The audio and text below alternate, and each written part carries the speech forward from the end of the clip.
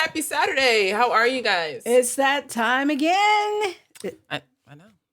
Are you going to read the cue sheet? No. Okay. I write them every week. There's that. I got distracted. Sorry. Okay. All right, because my mom is in the chat, and so I was distracted. Hello, Mom. Welcome to All the Things. This is a show where we talk about all the things related to God, life, and the Bible. I'm Monique Duson. And I am Krista Bontrager, also known as Theology Mom. And we love to discuss the cultural issues of the day and how they connect with the historic Christian faith. And we're glad that you are along for the ride. We love all of our Saturday night friends. Yes, and bet we couldn't do any of this without Bob Bontrager. Sitting right over there. Official button pusher. Yes, and maker of all the things here. Yes. Yes, we could not do this without him. And we should probably say, he works all week to constantly improve, little things. Mm-hmm. Like people probably just don't notice from week to week, but he's always thinking what could I do better? What could we do better? How could I make it sound better, look better? What could I do? And then not to mention the things that we do throughout the week. So we had a midweek show this week. If you didn't catch it. We had 2 midweek shows. Oh. I was only on one. I had one, and then we had one together. Yes. So the midweek shows, the things that we do separate, he's Zoom calls. Yeah. He's behind the scenes of all of it. So we really appreciate Bob. That's right. And a great way to support the show is to hit that share button right now. We're going to have a great discussion tonight with our friend Bryan Crain about helping people during this time of crisis.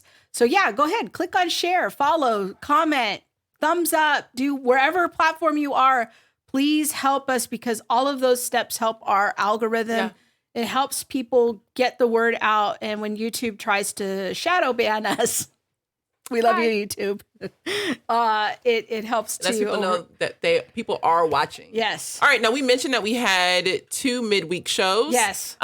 But first, let's talk about last week's show because last week's show was really cool. Yeah, it was. And Easter is in the rearview mirror now, but we did have a great conversation with our friend Jim Mosley about the chronology of Holy Week. Yes, and how things happen so quickly. Yeah. It was wow, okay. In the middle of the night. In the middle of the night, he was seeing Pilate or Pilate, as he called him.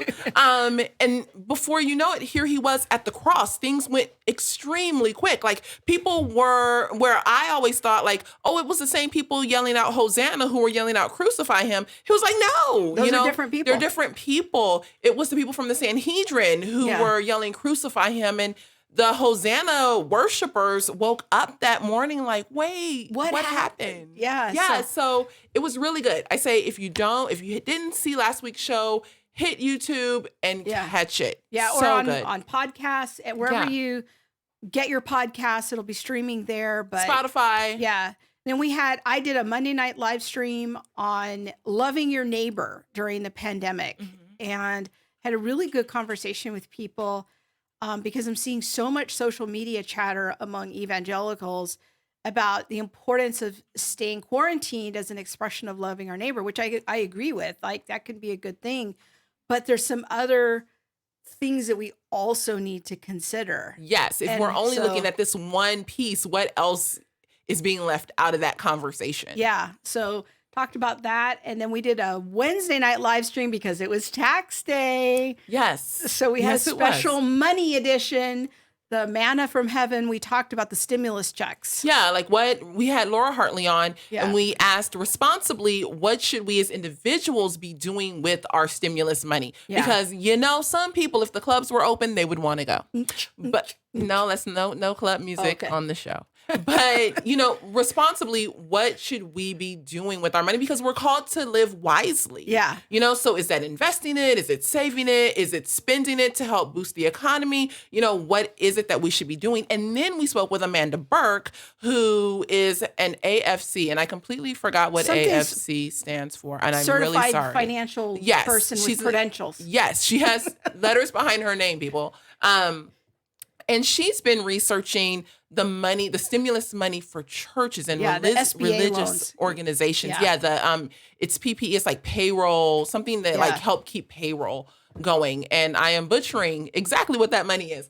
But we talked to her because there is some gray area between the church and state situation. So if churches are accepting money from the state or from the government, what pressure could that potentially put on churches to conform to some state regulations? Yeah. So we had a really good conversation. We didn't make any judgments or decisions, just really asked questions and put forward questions that churches and pastors should be asking. Yeah, definitely. And so we want to encourage you to go check out those past broadcasts.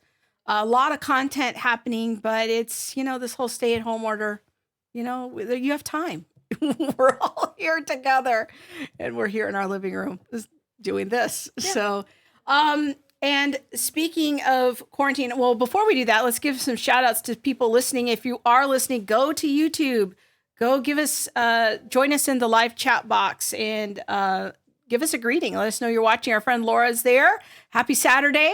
Happy All the Things Show Day. I see what you did there. I like that. And your mother is watching. Hello, Pauline. Hi. And glad to have you here. Susanna is here.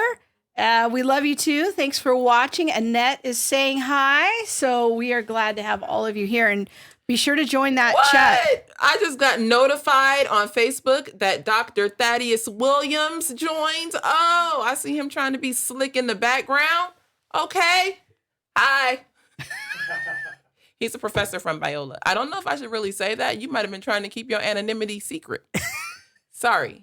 You just called him out. I know. Really good guy. Really good guy. He's your buddy. All right. So we are still quarantined. Gosh. What did Emily say? Emily keeps track. She has like tally marks on the wall. Yeah. Up in her room. Day 30. Day 30. Day 30. Yes. People we've been trapped on this island for 30 services? days. We don't know who we're going to vote out, but here we are. We're close. Who is defining essential services? Sissy, when I know you're waiting for the braid woman to come to the house. I was supposed to get my hair. Okay, so they made the quarantine on Friday, but that Sunday I already had an appointment to get my hair braided. This is a problem. People, my eyebrows are soon going to be bangs. I cannot even. I cannot. I just can't. People don't understand. My hair is not wash and go material. It's not. It's not. And I love my hair, not like sad about my hair, but I just can't. She's missing her braids. We need the governor to make some kind of braid exception edict because we need the woman to come to the house for Monique's braids. I need lipstick. I need braids. Oh, yeah, this is the last of the lipstick. We don't know what she's doing next week. She was scraping the bottom. It's going to be some 99-cent chapstick. That's what it's going to be. You can't please back to two braids. The devil. No, I cannot even. So we are quarantined, but we are going to talk about another very important issue related to helping the poor and talking to both you and our friend Bryan Crain from the Orange County Rescue Mission. So let's get Bryan here and fire up the Zoom machine. There he is, broadcasting from his house. Welcome, Bryan. Hey, how's it going? Hey. It's good. Glad to see you. You can't get lipstick on Amazon? That's not a thing? No. Because I don't know who. Yeah, no. Not the kind you want. Not the kind that I want. And I don't know. Sometimes I'm like, if I order something and what if it comes and it's the wrong color and then I got to send that back. And that means that multiple people have touched that. I wouldn't want that. I have an issue with germs. Yeah. Laura says Amazon has lipstick. See, Bryan might be onto something there. I don't know. See, Bryan agrees with me. There it is. All right. So our friend Bryan Crain is joining us. He is the COO at the Orange County Rescue Mission and also the husband of the world famous Natasha Crain. Yes. Yes. Natasha was on not too long ago. Yeah. So we're glad to have you here. And I get to see Bryan every month. I've mentioned on the show that I help you guys out there with some conversations on theology and apologetics with the students there at the mission. So glad to have you here. Maybe you can talk to us a little bit, Bryan, about what the Orange County Rescue Mission does and what your unique contribution is to that effort there. Sure. So the Orange County Rescue Mission operates a number of transitional housing programs for homeless men, women, and children throughout the Orange County and really Southern California area. Our flagship campus is called the Village of Hope, and that's in Tustin, California. And that can house up to 262 men, women, and kids. And when people come into the Village of Hope, they're really making a commitment to go through a program that's going to help them get back on their feet and address all the issues that led to being homeless or near homeless to begin with. So when people come in, they are immediately given a volunteer job assignment on campus. They could be working in our warehouse. They could be working in the janitorial crew, in the kitchen. And during the course of their time, they will have there's a big discipleship component. There's also life skills classes where we cover things like anger management. There's a lot of sobriety focused material for groups and also one-on-one opportunities with their case managers. And by the end of 18 to 24 months, our goal is that everyone who goes all the way through the program will, number one, have accepted Jesus as their Savior. Number two, will have a full-time job. Number three, will be moving into their own place that they can afford with their full-time job. And number four, will not be relying on any kind of government assistance. So that's the overall aim of the program. And we have a few campuses that reach specific groups, like we operate a ranch that is just for men. We operate a program just for military veterans. And we operate sort of a next step program for single women and their kids. So now that basically covers it. And as you mentioned earlier, Krista helps out tremendously with the apologetic side of some of the things that we do there too. That's a really good group. Now, I heard you mention all of your programs. I thought you guys had an emergency placement too. This sounds like it's all transitional housing. We do, being actually. 30 to 90 day housing.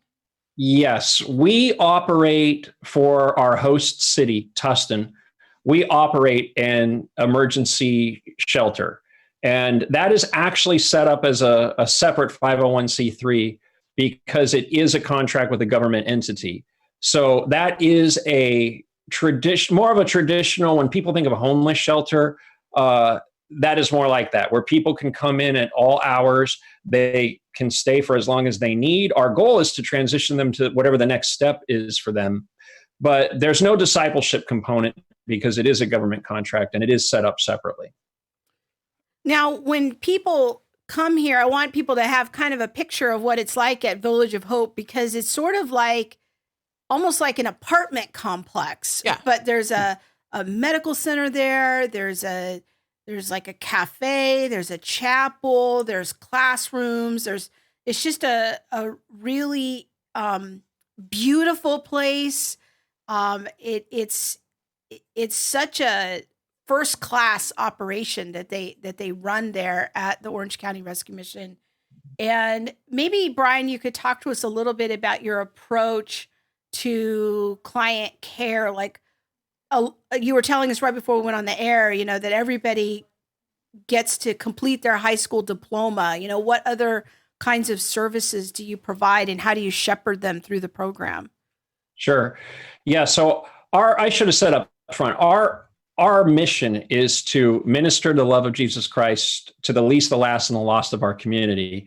And it goes on to say that we do that through the provision of things like counseling, education, job training, food, clothing, shelter, health, independent living communities. But the idea there is that food, clothing, shelter is a given. And then we do the deeper dive on the things where people need to really address the issues of what got them to be homeless in the first place. So yes, we do have a health clinic on campus. We have a legal clinic that is staffed by a local law school. The students there do a semester where they engage our students and help them with some of their issues, their legal issues that need to be cleared up. We in order to graduate from the program, you do have to have a high school diploma. So I'd say probably about 25% of our adult students who come into the program do not have a high school diploma. So there's two approaches on that, depending on how many credits they're lacking. They may do a certificate program if it's going to take a while if they have too many credits, basically, that they need to do, or they'll go to the local adult school through the school district. But it's all done on our campus.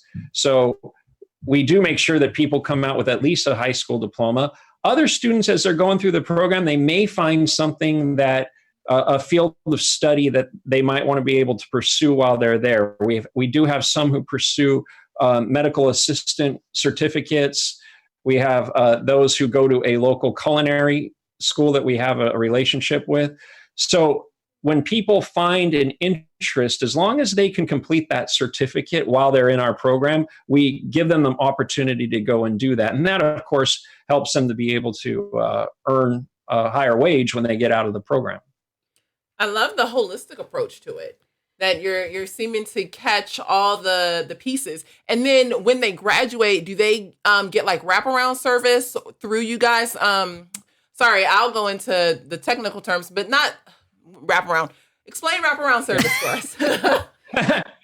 Well, we do have an alumni program, as we call it. So we actually continue to minister to our students after they graduate from the program. There are 2 monthly things that they can come to, and there's kind of an ongoing education component that focuses some around sobriety, other around safe relationships, and there's one specifically for married couples, for example. So that's sort of the ongoing piece that really our students can participate in for as long as they want after they graduate from the program. And then we operate a few campuses that are specifically for that sort of next step. One, we have an apartment complex where it's a reduced program fee as they continue on for the first 1 or 2 years. So it's an opportunity for them to kind of put their toe in the water and be completely self-sufficient, but at a reduced rent as they continue to maybe progress in their new career. And then we have a facility in Old Town Orange. It looks like a big manor house. It's a beautiful facility. And what it is, it's 20 rooms with attached bathrooms and a communal kitchen.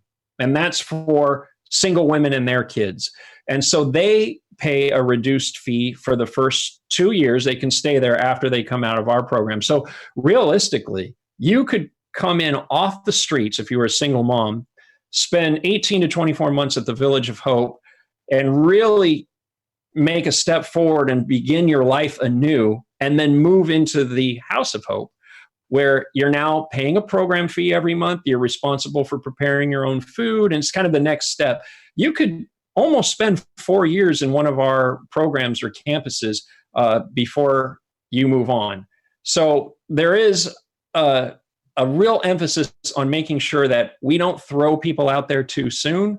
We understand that transformation takes time. We understand that sobriety takes time. And that sometimes when people are getting sober for the first time in a long time, they just need to be safe for a while. They need to be in an environment where the temptations of the world aren't going to be able to get to them as easily. And so being a privately funded organization where there's no real need to turn over people quickly, we understand that things take time, and we're able to minister to people at a level that they need. I love that. And that's the perfect example of a wraparound service. You kind of wrap around the client and walk with them so that as they transition from the transitional housing or from that shelter back into society, when they hit those bumps and bruises along the way, they're sheltered so it isn't as painful. They can learn the lesson without completely just falling apart and falling back to that beginning space. I think what I'm thinking about as I'm listening to you, Bryan, is how all of these things are predicated on really the idea that homelessness isn't probably their main problem. Homelessness is sort of a result of other problems that they're experiencing. And you guys are really trying to help people. Your solution isn't, well, let's just give them a home.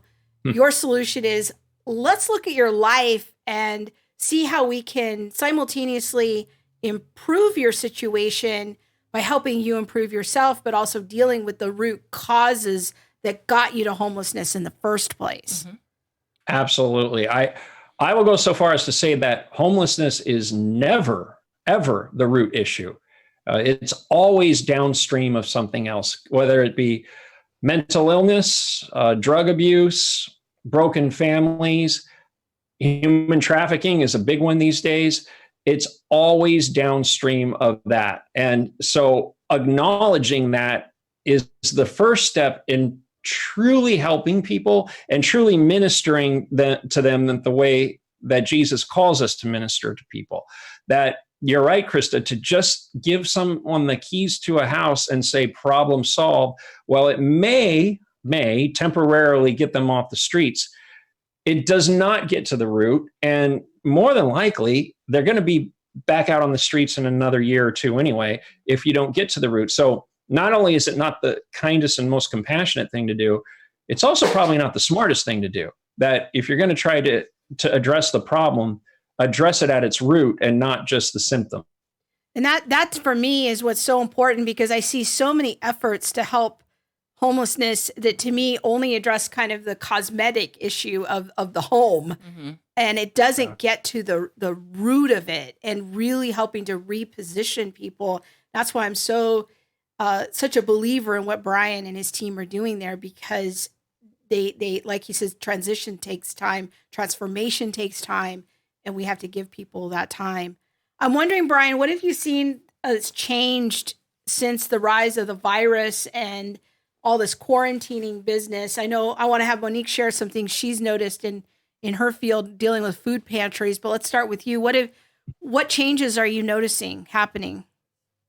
Well, it's interesting that the rate of people coming into the transitional programs has really not changed at all. If anything, it's increased in the last few weeks. I think we anticipated that it might slow down because we're wary of anything. And what we found, at least with transitional programs, is that it looks as if some people are seeing this as a time of maybe realizing that their situation is not the best. Maybe they're realizing that you do not want to be in the streets when you get sick. And so there has been, in terms of those people who are truly looking to change, we have seen more people coming in. Now, we mentioned the emergency shelter earlier. We had a lull on the emergency shelter. There was a time right about when everything shut down where we didn't really have anybody coming in for a few days. Part of that I attribute to the fact that the police department was kind of having an all hands on deck ready for COVID calls, that they weren't doing the traditional outreach that they do for that program. But I would say in the last week, we started to see people coming in there too. And so now it's really, we're seeing people across the board who now that we're a few weeks into the quarantine, I think are saying, you know what, I'm going to use this opportunity to change. And so our doors have been open. I know that there are some organizations who kind of shut everything down, but we felt that we're not in a position to do that. If we're going to minister to the least, the last, and the lost, well, you leave the light on and you leave the doors open when there's a health crisis like this. So we've taken all the necessary precautions. We have protocols in place for isolating people if we need to. But so far, praise God, we haven't had any positive cases on any of our campuses. That's awesome. But we are prepared. So, Monique, what are you noticing at your position? You are a director at a food pantry, 3 food pantries actually that are connected. What have you guys noticed in terms of service? There's been a huge increase. We would serve, like on a regular basis, I'd say 250 to 300 families a week. Right now we're at 600 families, 620 a week. And it's due to the layoffs, it's due to furloughs and, all of that, in addition to people just experiencing food insecurity anyway. And so, for us, it's been a big upswing where we are at the LA Regional Food Bank and, trying to procure donations from private citizens and things like that. But our donor base, I feel like we've stayed stable. We've had a few people who have said, I won't be able to continue donating right now, but we've been able to stay, pretty stable with our private donations. I think donations from now you're talking about supplies. Supply. I was talking food. about like from private citizens, like private donors. Okay. But things like grocery stores and vendors who used to give to us have had to cut back because the supply is so heavy from consumers. Okay. So another thing that's been kind of hard for you is a lot of your volunteers are in the vulnerable population. They are, yes. So we have a lot of senior citizens are the people that staff your food pantries week in and week out. Yeah, we're all volunteer run. And our volunteer base is from the older population, that more elderly. And so we lost a bunch of people just like overnight. It was like, oh my gosh, I can't go outside. But I feel like the private community where we are has really stepped up. That's awesome. And so I've seen, the sadness of losing a lot of volunteers, but the beauty of the community coming together and saying, hey, we've been laid off. We have time to give. That's great. And so you've implemented, instead of them coming in the building, we have a drive-through system. Service. Mm-hmm. So at all 3 of our locations, if people need food, they'll drive right up, and with social distancing or physical distancing, will be served and serviced. We'll get their information, and they'll just continue, almost like McDonald's, window 1, window 2, and they get their food, the food that's needed, and they go from there. But the amount of people, So a lot of people getting laid off and needing food, and a lot of people are furloughed.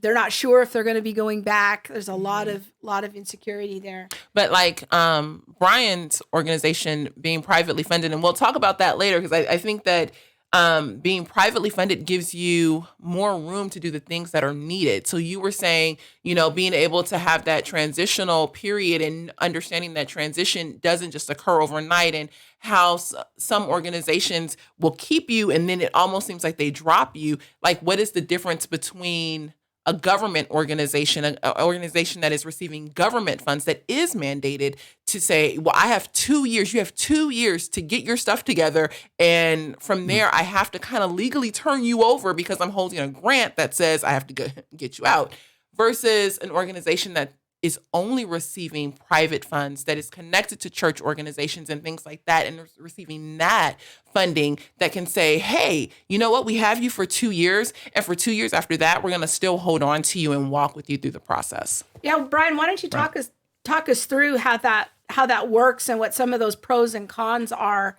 in terms of how missions like yours get funded?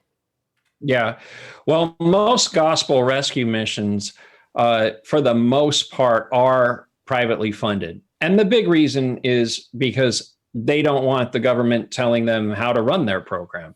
They don't want to get into a situation where it's like, okay, here's a big percentage of your annual budget. And by the way, let's make sure that we have a track through your program where you never talk about the gospel, which can very easily happen. And so our approach has always been that we are privately funded entirely for the transitional portion of our program. We also operate a health clinic on campus, and that's a separate 501c. You can't operate a health clinic in a low income area without taking government money. But the approach is, on the one hand, people might say, wow, that's crazy. How do you do that with just private donations? But on the other hand, if you're one of the few games in town that's offering a gospel-centered program to those who are seeking to get off the streets, well, that's attractive to people. And in fact, most of our donors are just small families giving a few dollars every month. It's not like we have some major donor who's funding 40% of our budget every year. So I think we have literally thousands of people giving a small amount because it's something that they believe in. And so that's a positive side of it. I mean, the conflict that we often run into is that we're not really kind of tracking with the other agencies who are primarily set up to offer someone some sort of housing situation. If you work in the land of homeless services and you are not a gospel rescue mission, for the most part, you hear the term housing, housing, housing over and over again. Housing first, permanent. I was going to say housing first mentality. We have to have a housing first mentality. Rapid rehousing. Yep. And so, we talked about that earlier. That's great insofar as it goes. But if you're approaching this with a lens towards really ministering to the whole person, then housing first, rapid rehousing. I will not say that there's not a place for those. I think that the notion sometimes of someone who is, for the most part, self-sufficient and they hit a rough patch and all they really need is quickly get into a new apartment while they turn their situation around. There is a time and place for that. So I'm not one to sit here and poo-poo all of that. But for the most part, if your entire approach to every homeless situation is to offer someone a housing situation, well, it kind of becomes like the dog chasing its tail. You can only do that so often, and also at the risk of attracting more people into your municipality who see that, and it just kind of sort of exponentially grows.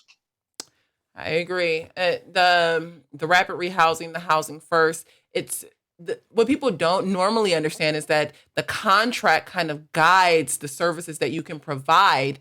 And when the contract is the guide, biblically, you can't do a lot of things. And so there's different barriers in place. And so then you can't be guided by Christ or by his word and the ability to also care for someone's soul.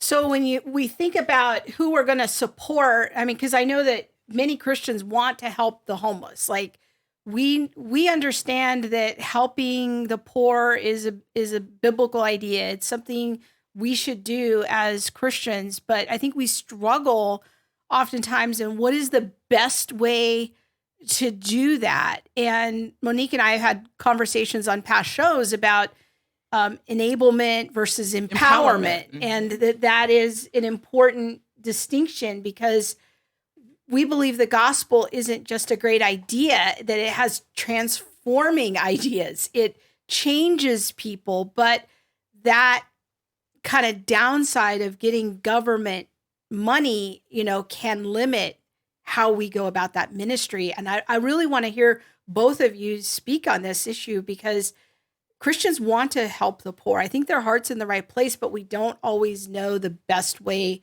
to do that. And I think the unique contribution of the gospel missions is important for people to be aware of. You can go first, Bryan. Well, people often ask me a little more specifically, just let's be frank, should I give the guy on the side of the road $5 that I see every day? People ask me that a lot. And, the answer that people often spout is, well, that person is going to go spend this $5 on drugs and alcohol. And let's face it, you don't know, he may or may not. But one thing that I think that we can do as believers is be prepared to offer more than money. And what that can mean is, at the very least, you should know what the services are in your community that minister to people in a whole way. If you have a gospel rescue mission in your community, then it's worth checking them out. It's worth getting to know them. It's worth maybe getting your church involved with them. If not, you may, at the very least, know of programs. That should be something that you do as your homework in advance, so that when you do encounter someone, there's nothing stopping you from trying to have a relationship with someone. Maybe you walk past this person every day on the way into your building, when you're starting to walk into your building again and are not socially distancing. But say that you encounter the same person every day. Instead of dropping a few coins in the cup, you could stop, talk to them, get to know their name, address them by their name when you walk by, and in time, maybe offer them a solution. Maybe talk to them about programs that you know that they could get into. So that's a way of engaging people. It requires a little bit more work. It requires a little bit more homework, but at least you won't feel like you're tossing your money away. And at the same time, I would say that most people that are out there that you encounter, they don't encounter someone in a personal way. You may be the only person, for example, that addresses them by their name in a given day. And so building that sort of trust with someone will make them more receptive to what you may have to offer them later on. But what I love about that is that what the underlying assumption of all of those ideas, Bryan, is that we're treating people with dignity because they're created in the image of God. And when we call people by name and we take the time to say hello, to treat them like a fellow human person, and to find out their name and to think in advance of what are some options that are available in our community for you, we are truly loving them as our neighbor because we are honoring them and their dignity because they're created in the image of God. We don't just give them now solutions, in the short term, because that doesn't always help to honor them. I don't know what your thoughts are. I would agree, but I think that there are times when, we do give in the now situation. If it's the summertime and the guy is homeless and I know I have a bottle of water, I'm going to give him a bottle of water. That's a now situation. But having the information is important because then it becomes a choice. It becomes an empowered situation. I always say, if the Lord tells you, that you need to give someone that money, then you go ahead. I would, coming from the standpoint of now having run like a not for-profit, but a organization that receives government funds, and now working with an organization that receives no government funds. I'm like, wow, if you're giving this guy like $10 every other week, how about you give that $20 here and support the organization that he could go to and receive even more service? I think that's where I'm at. Aside from that, I pretty much say kudos to everything that Bryan said. My husband is one of my heroes. And one of the things that he's done on a few occasions where the Lord has prompted him is he'll actually just go up and start talking to homeless people. He'll sit with them and buy them a lunch and talk to them, pray with them. One time I remember he met a guy at the gas station. The guy came up to ask him for money, and the Holy Spirit started talking to him. And he took the guy inside, bought him a sandwich, talked to him. Next thing he knows, the homeless guy was giving him a prophetic word to my husband. And the Lord was speaking to the homeless guy and giving Bob some encouragement. So you just never know who it is that you're talking to. And, listening to the Lord, because we're Christians, that is a thing. Like sometimes the Lord just tells us to do stuff. And Bob came home that day and he says, I have to tell you something. I gave a homeless guy, this much money today. And he says, just because the Lord told me to. And I'm like, you got to do what you got to do to obey the Lord. Yeah. So, yeah. One of the things that I do want to mention, I know that we are talking about homelessness and all of that, but in the same vein, remembering that in this time, there are also people who may not be homeless, but could actually be on the verge of it, and you would never know. Or they're suffering with, they're right on the margins of not having quite enough food or struggling. I'm so glad you're bringing that up. Do you know where a food pantry is in your neighborhood? Do you know how someone can, get in contact with the right organization to be able to assist with their food or their medical stuff? And, it's more than just the guy that we see on the side of the road. In this time, it is everyone, how there's a good percentage of people that are two paychecks away from being homeless. Well, here we are in this time, in this emergency moment where people need to gear all of their money toward their bills. And a lot of times that leaves out things like food. Yeah. Anything you want to add to that, Bryan? No, I would agree wholeheartedly. In fact, one of the things that we do is we pick up food from about 12 grocery stores days a week. And we use what we can in our programs, and then we distribute it to some local food pantries. And yeah, we have seen such an uptick on that. And I agree. I think on the other side of this, you're already seeing it. You're already seeing families who would have never thought that they were going to be in line for the drive-through food bank. Ever. That now they're coming every week. And praise God. I know down in Orange County, there have been some really big events, and so far that's all been manageable. But I would agree that as this progresses, not only will there be food insecurity, there's going to be a lot of drug and addiction issues on the other side of this. So a lot of the things that maybe we touch on at the rescue mission for people that have really hit rock bottom are going to become issues for people that would never find themselves in that position.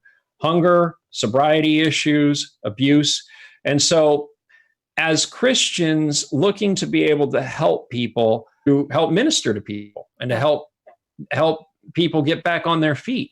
Maybe your church can partner with the local food bank, whatever it is. Now's the time to be thinking about it, because there's a tidal wave of need coming very quickly here, and God has a part for all of us to play. Up here, you could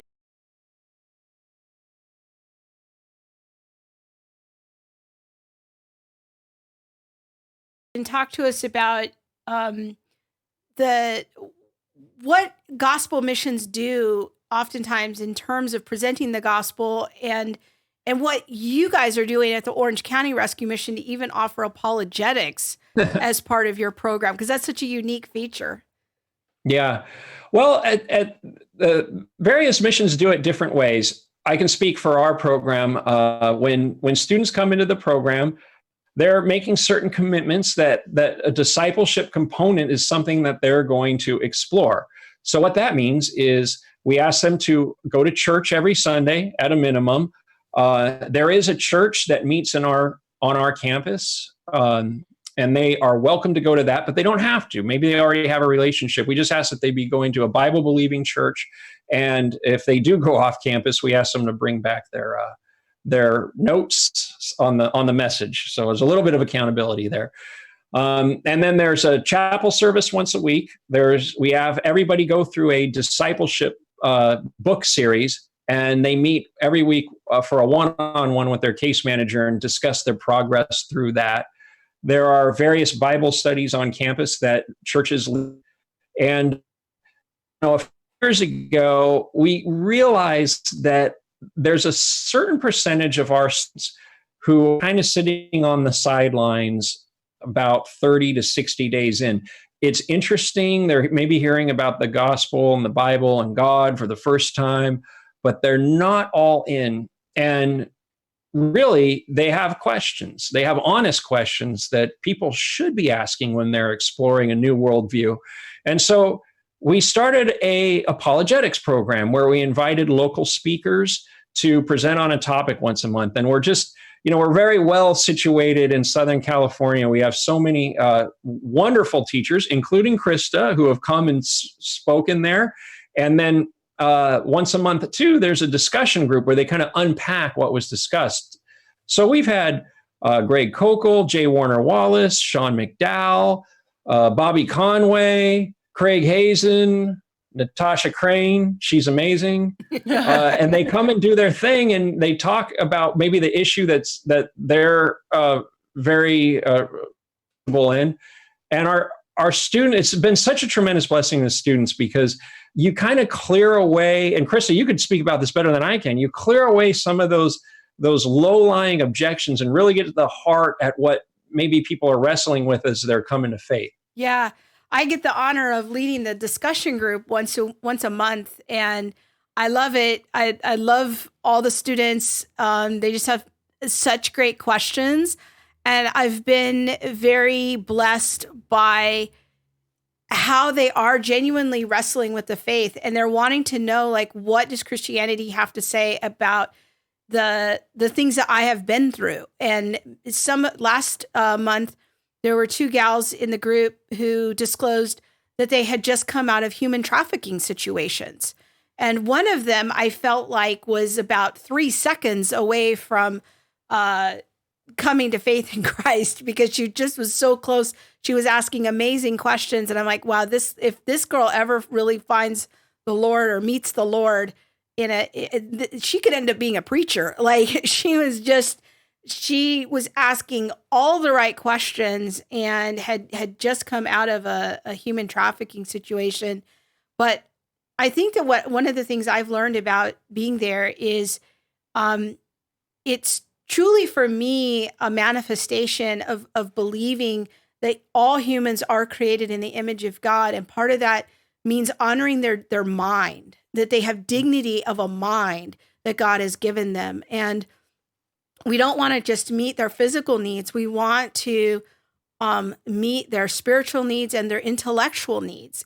And many people in this community have intellectual needs. And every month, their favorite topics are evil. We have lots of conversations about evil. We have lots of conversations about the supernatural, about the demonic realm, because I think that many of them have had supernatural experiences. Many of them have been on drugs, and drugs sometimes opens ourselves up to the demonic realm. And you don't have to convince them at all that demons are real. They just want to know how to make sense of it. And so for them, part of the apologetics enterprise is, how do I make sense of other religions? How do I make sense of other religious experiences? Those are all big themes that just seem to recur over and over again. But I just stand up there for an hour and play Stump the Scholar while they try to ask me all their questions about different things. And Monique gets to eavesdrop many months. Sometimes Bob comes down with me. I'm the driver, so we pick her up from work. And then we drive on down. Yeah. And I take a nap in the car. She does. And then she buys me Sonic on the way home. But it's good. It's a wonderful ministry. And I just want to, if any other gospel mission people out there see this and are intrigued by this type of ministry, I want to encourage you, get some apologetics for your residents and incorporate that into your program. I know literally hundreds of apologists all over the country. We could probably get you hooked up with someone. Mm-hmm. So, but it's a wonderful thing you're doing. So well put, Krista. That's so well put. And we're certainly blessed that you come and have those discussions with people every month. But I would agree, apologetics sometimes gets a bad rap in the church, at least. And but it's so obviously needed. And maybe, when we first started doing the apologetics program, I had people say, so you're doing apologetics at the homeless shelter? It's like, well, yeah, we are, because people have questions. And if there are any barriers to faith that can be honestly addressed and answered, why wouldn't we be doing that? So good call out to anybody else. And if I would agree that if there are other rescue missions, we have a bit of a prototype and it's just a matter of teaming up with people in your community. And there are always people in the community who have the ability and the calling to do it. And I would highly encourage people to do it. Yeah, definitely. I want to go to a couple of comments here. Our friend Liza maybe says food insecurity is real in our current world. New people in our own church family are experiencing food insecurity, which equals new ways for the body to minister to each other. Yes, and amen to that. And many churches have food pantries. And if you're looking for a way to serve the poor in a really practical way, see what you can do to help local food pantries, especially ones that come through churches. They're often on the smaller end of the scale. Find a gospel rescue mission in your area. Bryan, is there like a hub where people can go to find a gospel mission in their area? Yes, that's a great question. There is an association of gospel rescue missions. It's called City Gate Network. So their website is citygatenetwork.org. And if you go to that website, you can plug in your zip code and find any of the member organizations within a certain mile radius of you. And there's hundreds, if not thousands, on there. So it's a great place to start. Okay, Bob's pulling that up here. We're going to let people know that web address again. It's citygatenetwork.org. network.org, and you can find out more about that, what gospel mission might be in your area. I want to go to Liza. She asked a question. She says, do you encounter difficulty in conversations due to mental health issues?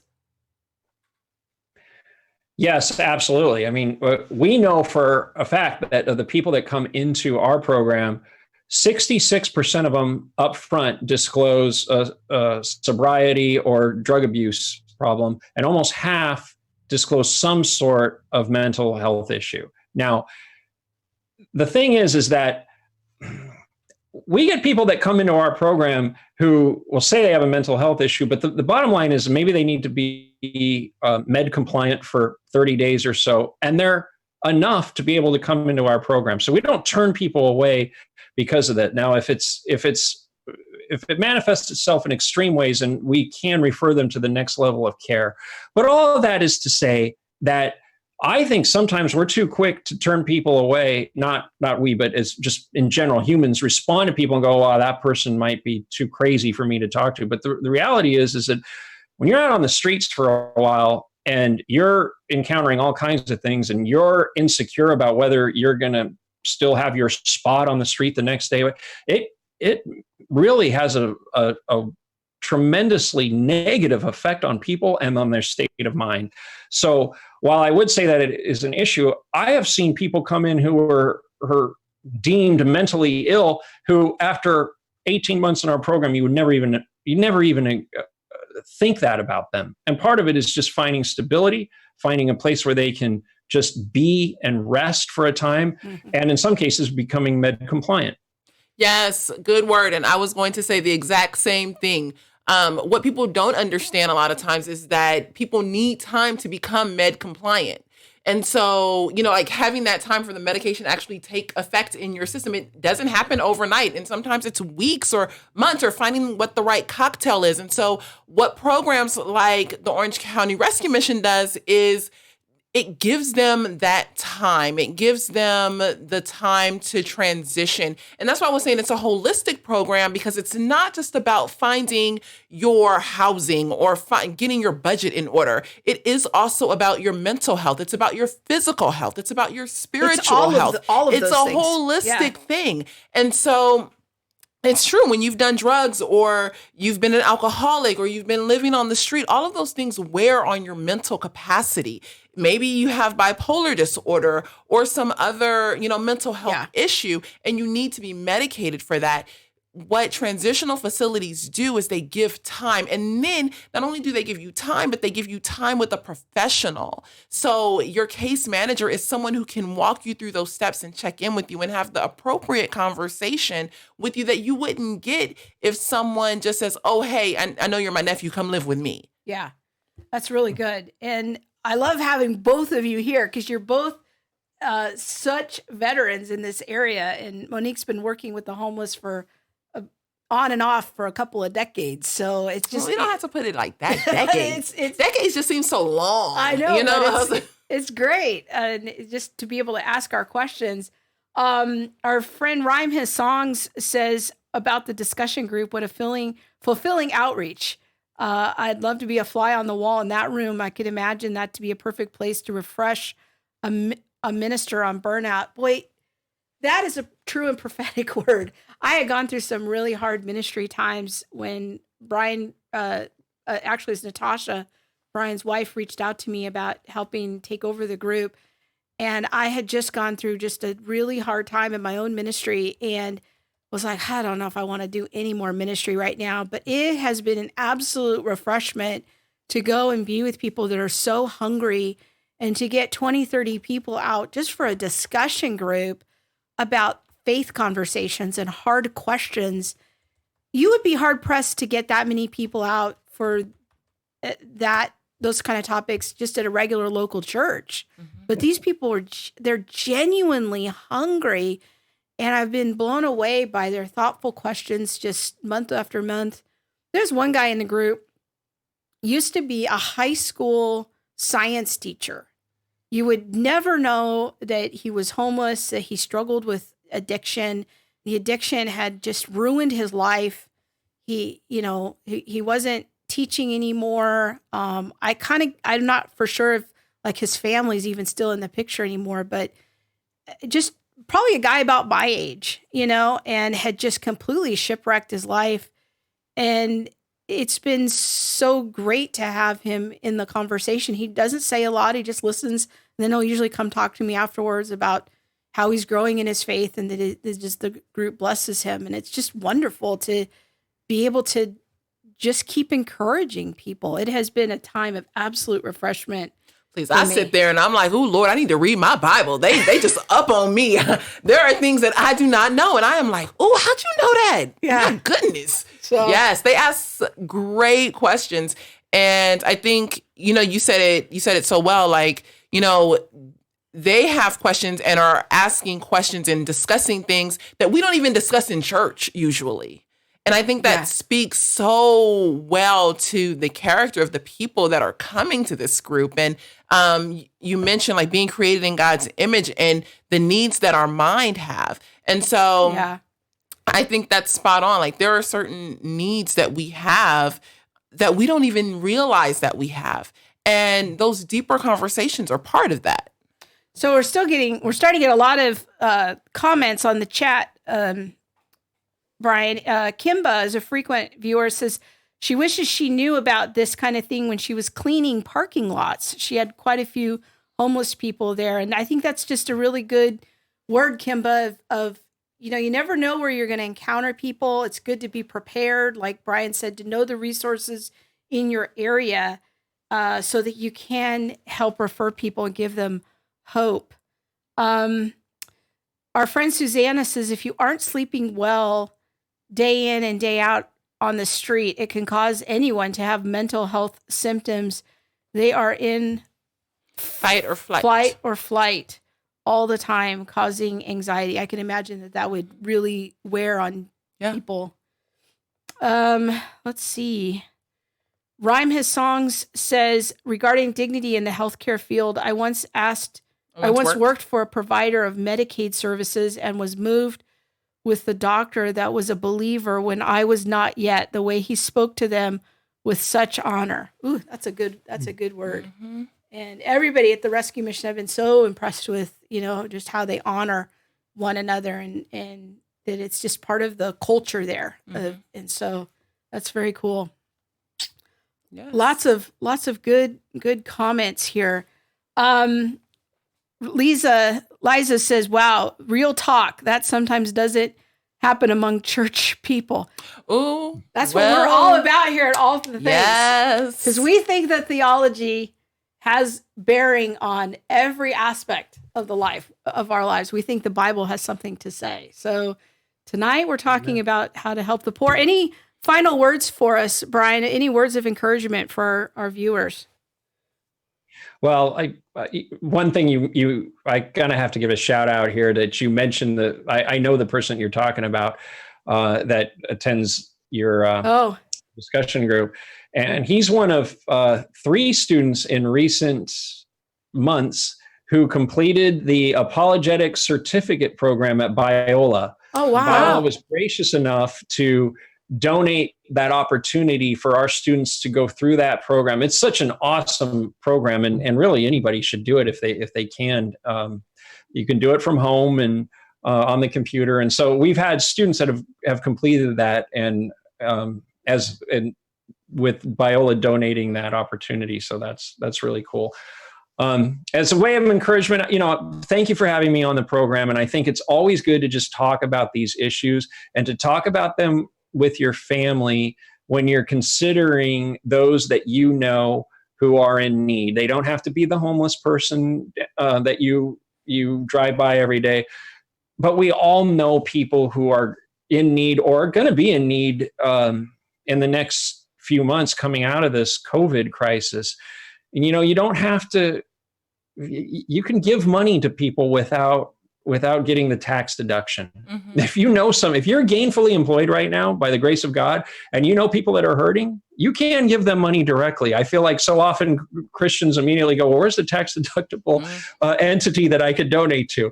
But just in the next few months be praying for opportunities to minister to people directly, because that's where the real ministry happens, is when you're directly talking to people and you're directly impacting their lives. And believe me, there's going to be plenty of opportunity to do that in the coming weeks and months. That's a good word. That's really good. But you know what I had a thought about just before we wrap up. You mentioned the connection to Biola. And when I go down to the mission, I always wonder how many organizations they're connected to. How many different places are they connected to? And what people don't realize is that that's your job. Like, as the executive director, you're that connector with the community and with the schools and things like that. And that's a ton of work, day in and day out, and then overseeing staff and overseeing programs and implementing new programs and making sure that, you know, all of this stuff stays afloat. You know, that's a big thing. And then reporting to the board and, you know, all of that. So kudos to you. Thank you for that, because there are countless lives that are being impacted and have been impacted and will be impacted because of your choice to serve. Oh, thank you. That's very kind of you. I appreciate it. Thank you, Bryan, for being on the show. We really appreciate it. And I think that what you're doing there is just such important work. Again, Bryan is with the Orange County Rescue Mission, a very worthwhile group. If you live in the Orange County area, I want to encourage you to maybe volunteer or think about, if you have a business or something, of how you can get involved with them, or go find a gospel mission in your area, but figure out the resources that you can get connected with. And get connected. And get connected and be talking to your kids about these things. And it's more than just financial. Yeah. Like, go volunteer. Yeah. You know, if you can Food pantry, do that. Yeah. Volunteer, serve, give. There's so much need. And even if it's not something that you can do monetarily. Yeah. Get out and serve. Yeah. Very good. Thank you, Bryan. Thank you. Thanks for having me. Yeah. God bless. God bless. Take care. Okay. Well, that was good. I think that what was coming to me at the end there is the importance of talking to our kids about these things. And I know that's something that Bryan's wife, Natasha, is so passionate about. She writes books for parents to help equip them to have strategic conversations about the faith with their kids. But this is a whole other area that we need to be talking to our kids about, is responsible, biblically based ways of helping the poor, seeing the poor, noticing them. What can we do? How can we be wise stewards of our money? How can we engage in sharing? How can we resource people in our community? This is all part of our faith. This isn't just like about being a nice person. This is about showing evidence to the world that we really belong to God. Yeah.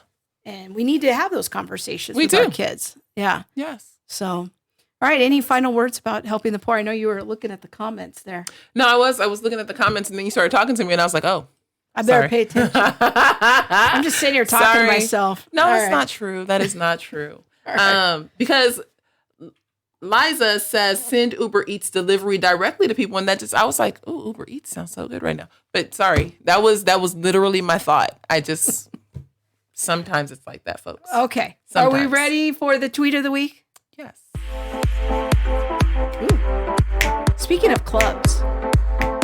If you go to a club and they got this kind of music, you need to go home. I'm not saying that I frequent the clubs, but if I did and they played that kind of music, I'd go home. Maybe in a past life, she went to the clubs. In a past life. I'd only move like one shoulder. I wasn't one of those people wilding out. I'm just one shoulder kind of girl. It's like, hey. Sometimes. All right. So what's the tweet of the week?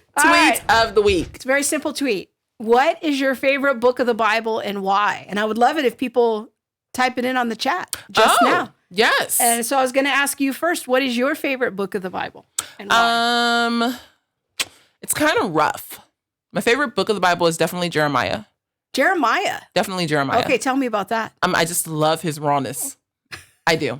I love that he wept and then he was like, smite them. I love Jeremiah.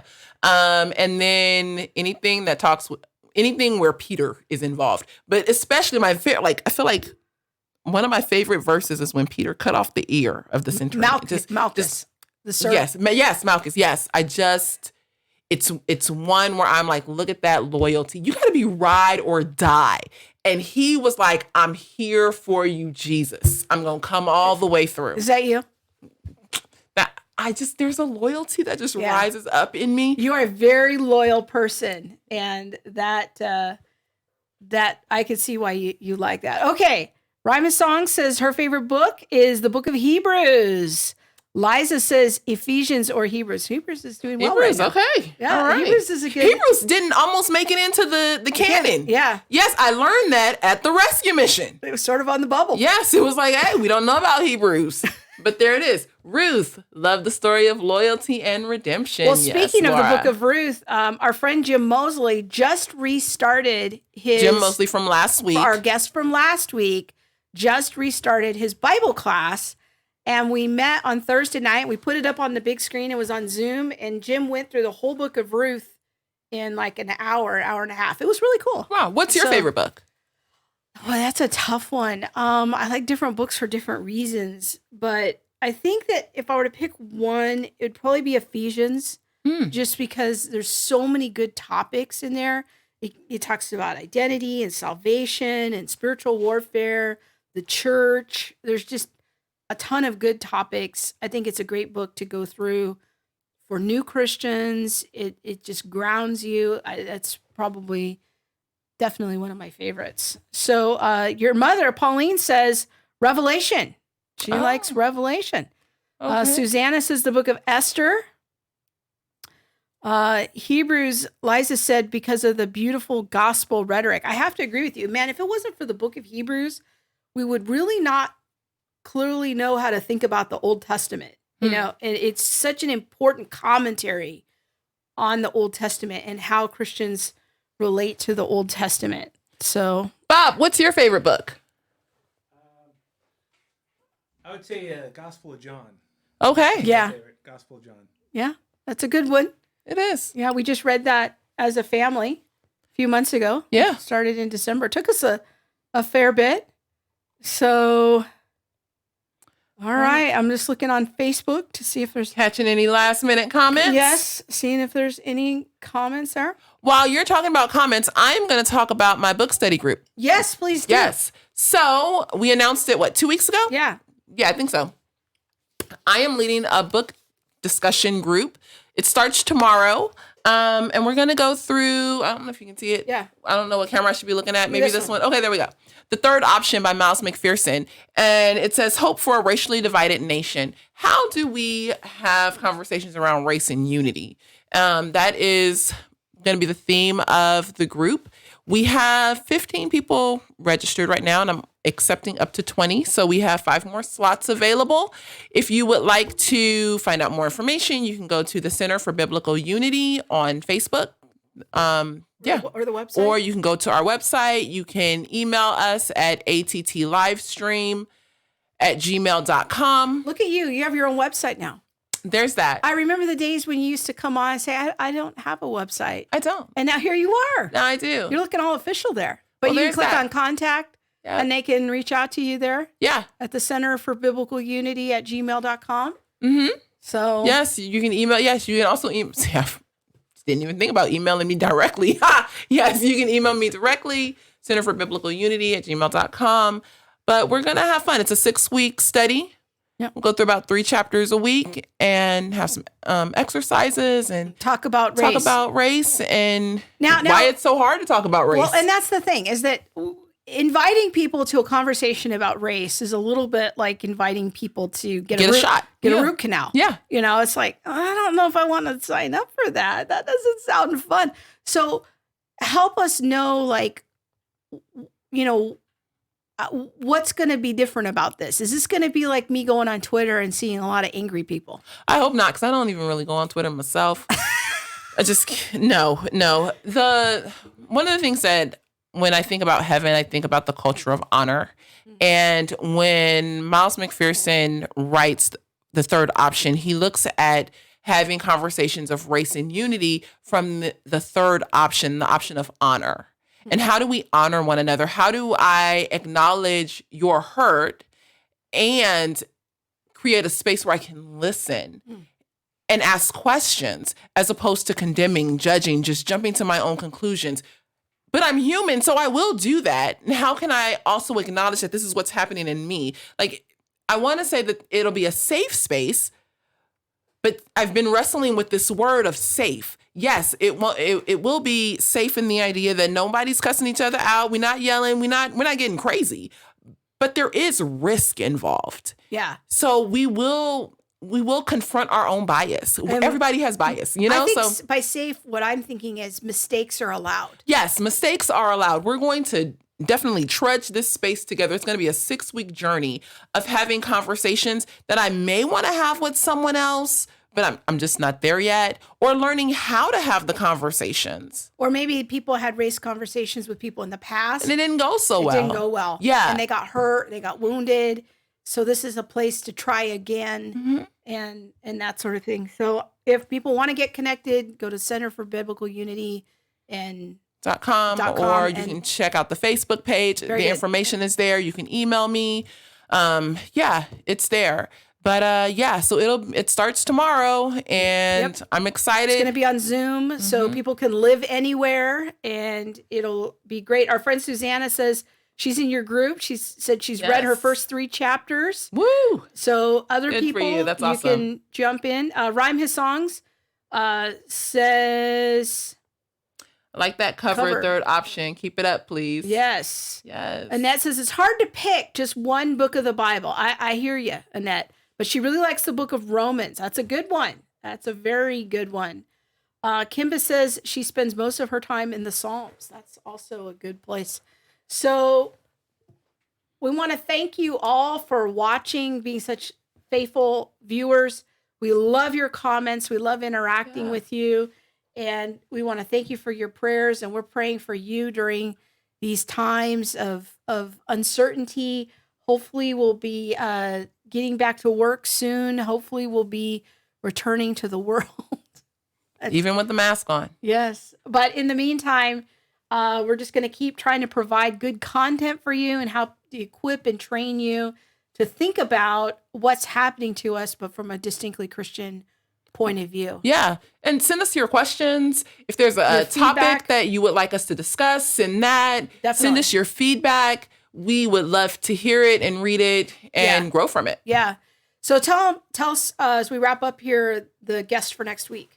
Guest from next week is Samuel Say. And he is a pro-life advocate.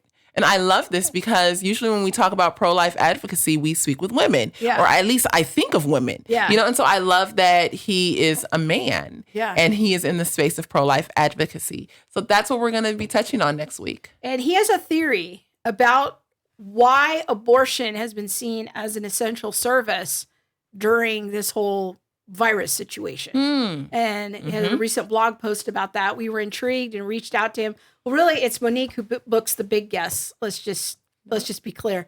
So I said, hey, on a whim, I said one day, can you get Samuel Say on the show? She's like, okay, I'll try. Next thing I know, boom, we got him. Yes. No. She had J. Warner Wallace. That was you. That's the Monique magic right there. That was there. you. See. So join us next week for a conversation with Samuel Say about abortion and kind of what he sees as his unique contribution as a man to pro-life conversation. Because our culture says men can't comment on this. And that is just such a lie. And I think it's meant to keep such important voices out of that space. Yeah. And some of the issues of critical theory related to that tell men, give them men these messages. You can't comment about this issue. Yeah. We'll get into all of that and abortion in the Black community. Yeah. And why there are such high rates of abortion in the Black community so we'll compared talk to about others. All of those things next week on the show. Be sure to subscribe to our website and so you can get the show notes each week. And catch us on Google Play, Apple Podcasts, Spotify, all the places, YouTube. And share the show. That is the best way to help support this ministry. Share it with a friend. All right. It's time for us to go. Yes. Take care, everyone. Have a good week.